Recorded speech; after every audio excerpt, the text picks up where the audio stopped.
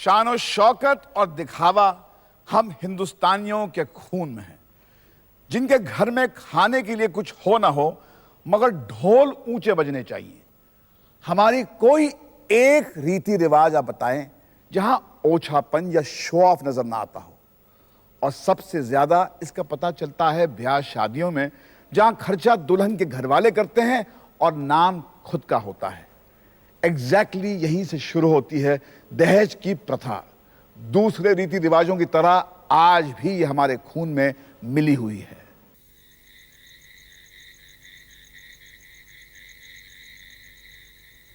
यही सब करती है जब भी गुस्सा पड़ता है मुझे। अम्मा ठंड है, धीरे धीरे सही कर तो रही है ना। बड़ी ठंड लग रही है उसे। हम तो जैसे थे ही नहीं पेट से कभी, बच्चे सीधे गोद में आ गए हमारे तो। अम्मा, दूध लाई हूँ तुम्हारे लिए, चीनी नहीं डाली मैंने। कोई बात नहीं बहुरानी, अब तुमसे कितनी बार कोई कहे। कल खुद ही तो मना कर रही थी अम्मा, अब से अपने हिसाब से चीनी डालूंगी, यही बोला था कि नहीं?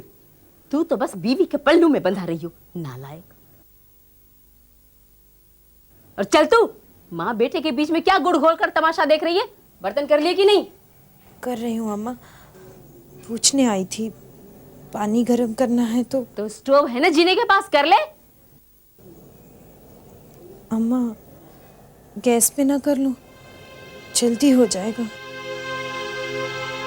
तेरी अम्मा ने दिया था सिलेंडर, 60 रुपए लगते हैं एक के। अपने घर से जो लेके आई है राजकुमारी, जा उसी पे पानी गर्म कर। अम्मा सुबह कर लेगी, सर्दी बढ़ रही है। ठीक है, मैं खुद कर लूंगी। तू तो जा इसे अपने गोद में बिठा और सर्दी दूर कर। रहने दो अम्मा, मैं कर देती हूँ।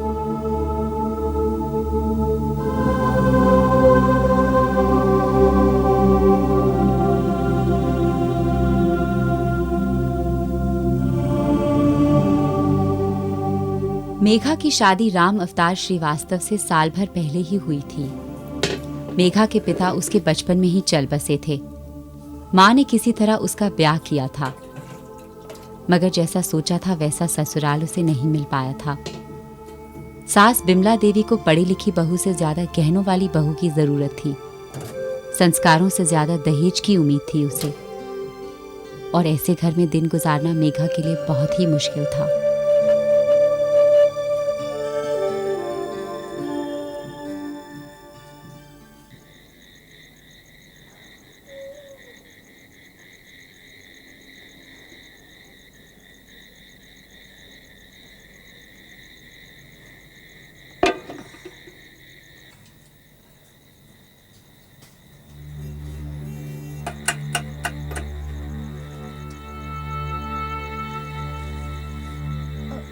देवर जी, इसमें तो तेल ही नहीं है। अम्मा, तेल की कैनी किधर रखी है?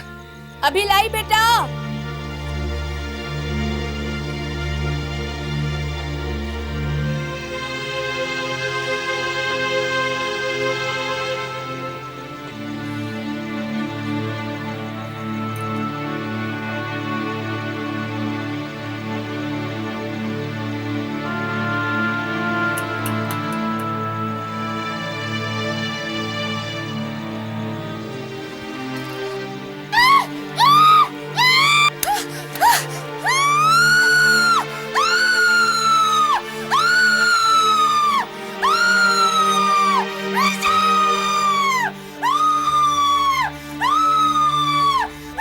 करीब 10 बजे 1 दिसंबर 1980 की रात मेघा श्रीवास्तव को उसके ससुराल वालों ने जिंदा जला दिया। 9 महीने का गर्भ होते हुए भी वो किसी तरह उन लपटों से जूझती रही और वो लोग खड़े तमाशा देखते रहे।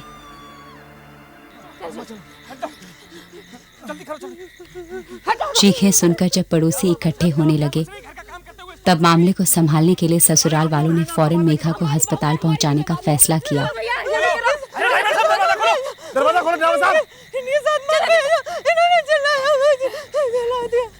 टैक्सी के आने से लेकर अस्पताल पहुंचने तक करीब 1 घंटे से ज्यादा वक्त गुजर चुका था। मेघा की हालत नाजुक हो चुकी थी। उसे फौरन आईसीयू में भर्ती कराया गया। इसी बीच पड़ोसियों ने मेघा की छोटी बहन आरती सक्सेना को इस घटना की सूचना दी। कौन से हॉस्पिटल में? भाई साहब अगर उसने कुछ कह दिया तो हम तो मर जाएंगे। देख ब्रजेश, मेरा दिमाग हो रहा है खराब, अभी तो कुछ मत बोल बस। देखो जो होना था सो हो गए।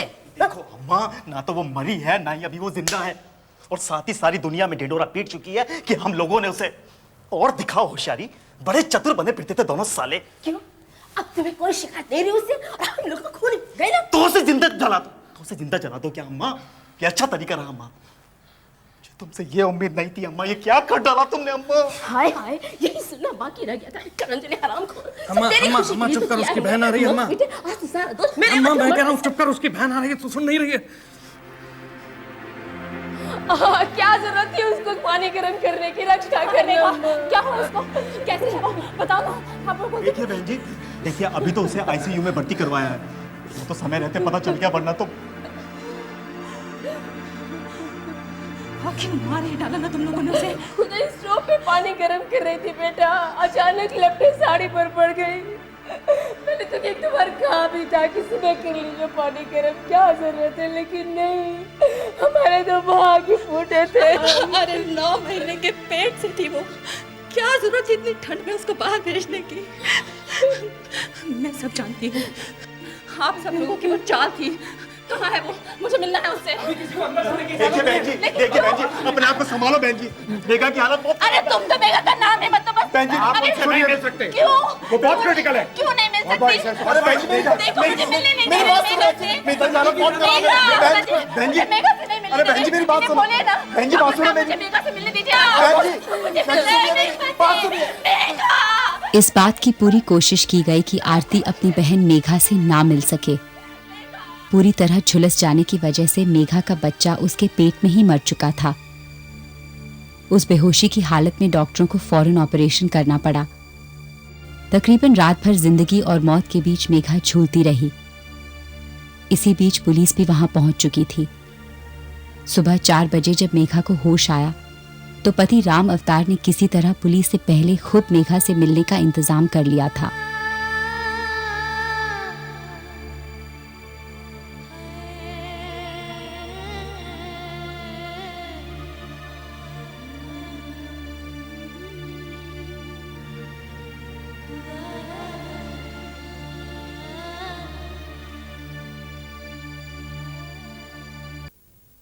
ये सब होगा मुझे कुछ पता नहीं था। वे दोनों बातें करते थे, मगर सचमुच में ऐसा करेंगे मैंने सोचा भी नहीं था। उसी वक्त क्यों नहीं रोक दिया मैंने उन्हें, क्यों नहीं चुप करा दिया मैंने उन्हें, क्यों नहीं लड़ा मैं तेरे लिए। देख आज मैंने तेरी क्या हालत बना दी है। देख देख आज मेरी वजह से तेरी क्या हालत हो गई है, और हमारा बच्चा। हे भगवान। राम अवतार ने मेघा से जो सब कहा वो कितना सच था और कितना झूठ, ये मेघा नहीं जानती थी। वो ये नहीं समझ पाई कि उन आंसुओं की हकीकत दरअसल कुछ और ही थी। नहीं, मैं सजा चुकाऊंगा तेरी खातिर। कुछ ही देर में पुलिस वाले तेरा बयान लेने के लिए आएंगे। अम्मा का या ब्रजेश का नाम मत लियो, कह देना मैं था, कह देना मैं था, कह देना कि मिट्टी का तेल मैंने ही तेरे ऊपर डाला था, कह देना कि मैंने ही आग लगाई थी, कह देना मेघा तुझे मेरी कसम। अगर तू बोलेगी तो फांसी पर चढ़ जाएंगे दोनों। मैं ये भी नहीं देख सकता। जैसे भी हैं वो मेरे अपने हैं, मैं जिम्मेदार हूं इस सब के लिए। बस तू मेरा नाम ले देना। बोल, तू मेरा नाम लेगी ना? तुझे मेरी कसम मेघा, बोलेगी ना मेघा? तुझे मेरी कसम मेघा, बोलेगी ना? बोलेगी ना?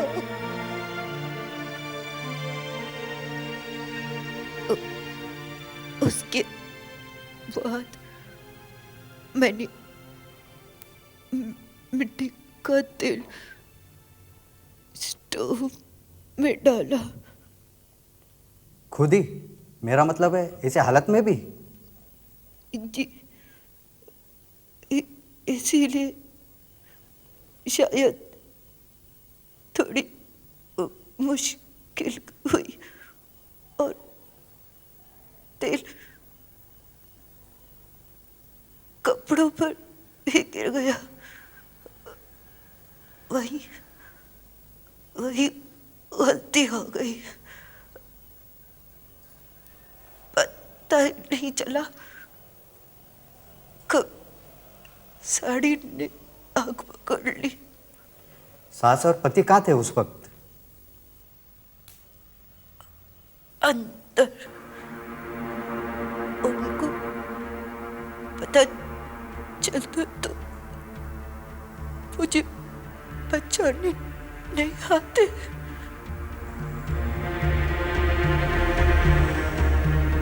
देखो, तुम जो बयान दे रही हो कोर्ट में दोहराया जाएगा। मैं जानती हूँ जो कुछ कह रही हूँ वही सही है। मेरे पति को कुछ मत कहना, उन्होंने कुछ नहीं किया।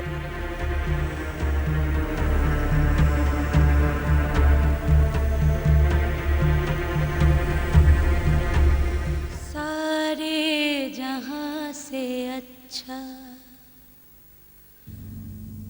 नाजुक हालत के बावजूद वो मौत से लड़ती रही, मगर आखिरकार 2 दिसंबर 1980 की सुबह 7 बजे मेघा ने दम तोड़ दिया।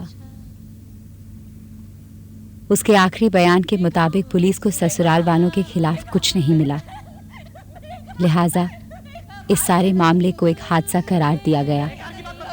उसने खुद पुलिस को बयान दिया है कि वो अपने आप जलकर मरी है। झूठा है वो बयान। हमें क्यों नहीं बुलाया गया? देखो बहन जी, फिजूल में बदनाम मत करो हमें। पुलिस को बाकायदा बयान दिया है उसने, और डॉक्टर भी पास ही में था उस और वक्त। क्या हुआ? कुछ भी लोगों ने सुना, वो झूठ था। मैं अच्छी तरह जानती हूँ। देखो हम खुद मेघा की बहन आरती को यकीन था कि ये साजिश थी।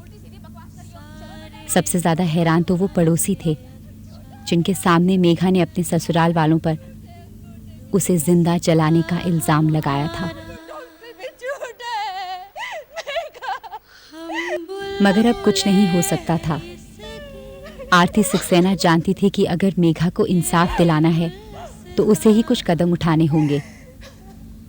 कई दिनों तक इधर उधर हाथ पैर मारने के बाद उसकी मुलाकात महिला समिति की मुख्य समाज सेविका श्रीमती भंडारी से हुई। मिसेस भंडारी, नमस्ते। आप आरती सक्सेना, मेघा की बहन। आइए प्लीज, बैठिए। ये मेरी माँ है। मेघा का सुनते ही ये कलकत्ता से यहाँ। माँ, माँ जी प्लीज आप रोइए मत। हम पूरी कोशिश करेंगे कि मेघा को पूरा न्याय मिले। आप बिल्कुल चिंता मत कीजिए और बताइए मुझे क्या हुआ था। मेघा मेरी तीनों बच्चियों में से सबसे ज्यादा शांत थी। कभी कोई शिकायत नहीं की उसने। उसे कभी कुछ चाहिए भी हुआ तो मांगा नहीं उसने कभी। वो बचपन से ही ऐसी थी। कभी कभी तो मुझे बताना पड़ता था कि उसे क्या चाहिए। इस बार जब मैं उसके ससुराल गई तो मुझे लगा कि बहुत ज्यादा बर्दाश्त कर रही है वो। मेरे बहुत पूछने पर आखिर उसके मुंह से निकल ही गया। इतना सब कुछ लाने की क्या जरूरत थी माँ? अरे लड़की के घर खाली हाथ थोड़ी ना आते हैं। अच्छा हुआ तू आ गई, बहुत दिन हो गए थे तुझे देखे हुए। बेटा, मेरा भी बहुत मन था तुमसे मिलने का। तुम खुश तो हो ना? अब तू आ गई है ना, 2-4 दिन रहेगी तो जी भर के बातें करूंगी तुझसे। हाँ बेटा, हम दोनों खूब सारी बातें करेंगे।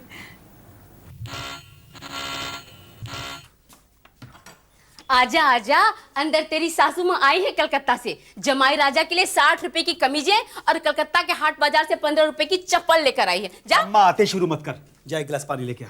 मुझी से काम कराने थे तो दुल्हन क्यों लेके आया था? जा अंदर बैठी अपनी भिखारन माँ के साथ, जाकर मांग उसी से। जा जा जा।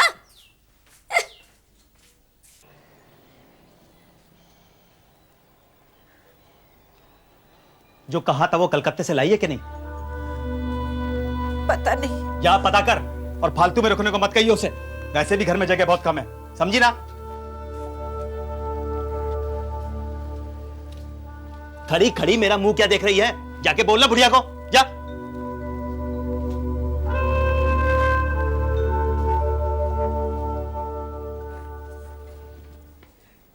अरे अम्मा, क्या कर रही है तू?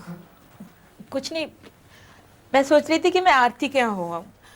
तू मुझे बस पे बिठा दे बेटा। अम्मा, जीजू आ रहे हैं ना तुम्हें लेने, तब तक के लिए तो रुक जाओ। वो पेट्रोल खर्च होगा बेकार में, और इतनी दूर स्कूटर से जा भी नहीं पाऊंगी मैं। कमर दर्द होती है मेरी। जीजू को फोन कर दे तू। हाँ, बस ही ठीक रहेगी मेरे लिए।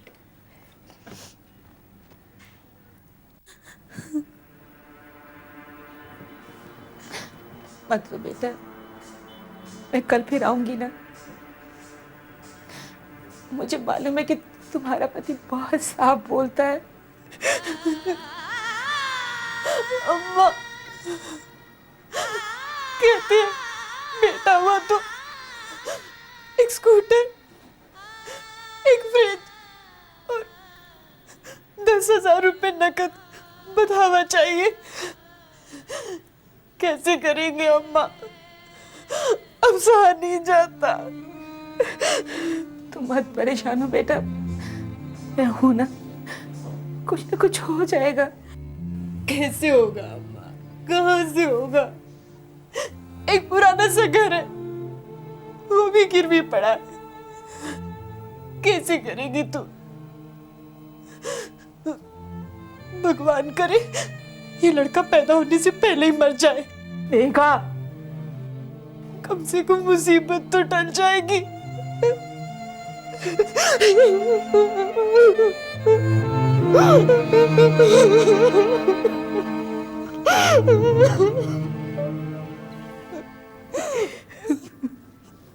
माँ, पिछले कुछ दिनों से तो मेघा के ससुराल वाले उसको बहुत तंग करने लगे थे। उसकी ससुराल वालों को हमारा वहाँ आना जाना ज़्यादा अच्छा नहीं लगता था, इसीलिए मेरे पति मुझे उसके घर के बाहर ही छोड़कर अपने काम पर निकल जाया करते थे। और उस दिन तो इस बात के लिए मेघा को बहुत सुनना पड़ा था। अच्छा, मैं शाम को खुद ही घर आ जाऊंगी। हाँ,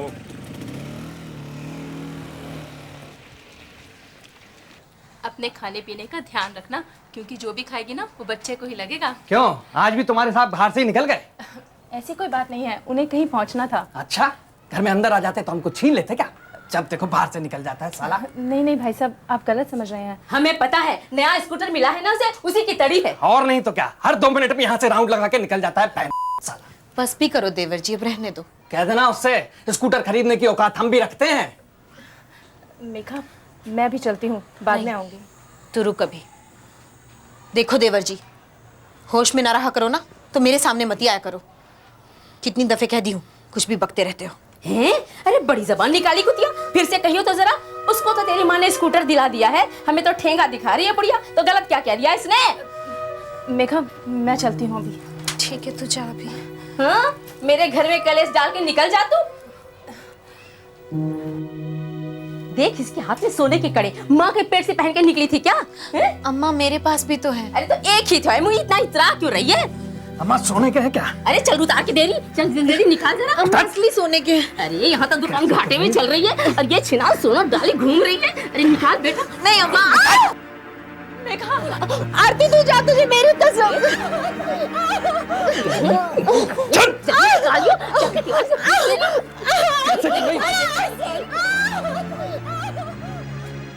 दीदी ने मुझे वहां रुकने ही नहीं दिया। खुद ही सब कुछ बर्दाश्त करती थी। पता नहीं क्यों। मैं कहती थी उसे मत सह मत सह, पर कहती थी नहीं, यही मेरा परिवार है, मुझे अब यहीं रहना है।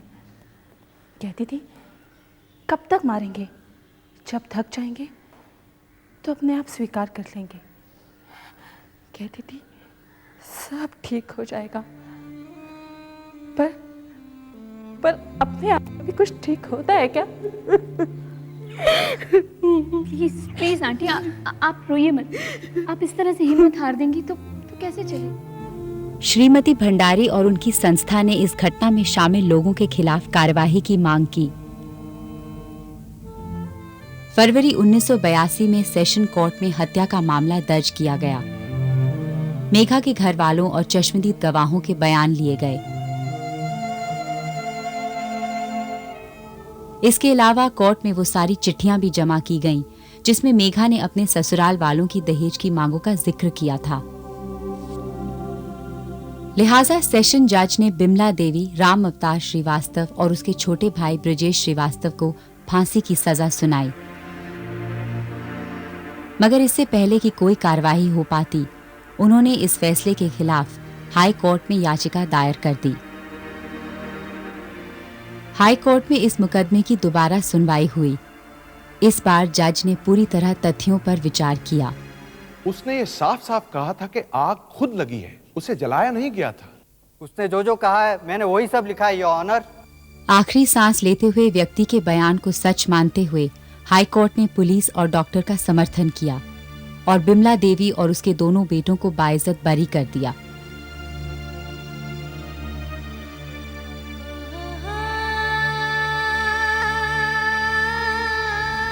दूसरी तरफ हाईकोर्ट के फैसले से महिला संगठनों में काफी रोष था। लिहाजा चारों तरफ इस फैसले के खिलाफ नारेबाजी और प्रदर्शन हो रहे थे। धीरे धीरे अन्य महिला संस्थाएं भी विरोध में शामिल हुईं और मेघा श्रीवास्तव हत्याकांड की जोर शोर से सुनवाई की मांग होने लगी। पर इस बात से बेपरवाह बिमला देवी ने एक मालदार घराने में राम अवतार की दूसरी शादी तय कर दी। ये अजीब विडंबना थी कि बहू के जलाए जाने के खिलाफ जहां आवाजें उठाई जा रही थीं, वहीं उसका पति दूसरी शादी की तैयारियों में लगा था। ऐसा लगने लगा था कि मेघा की मौत की हकीकत उसके साथ ही खत्म हो चुकी थी। हमारे कानून व्यवस्था में कितना बड़ा सुराख है, ये आप देखेंगे अगले हफ्ते। कोर्ट से सजा सुनाए जाने के बावजूद एक भी मुजरिम जेल तक नहीं पहुंचा और किसी को कुछ पता नहीं चल पाया।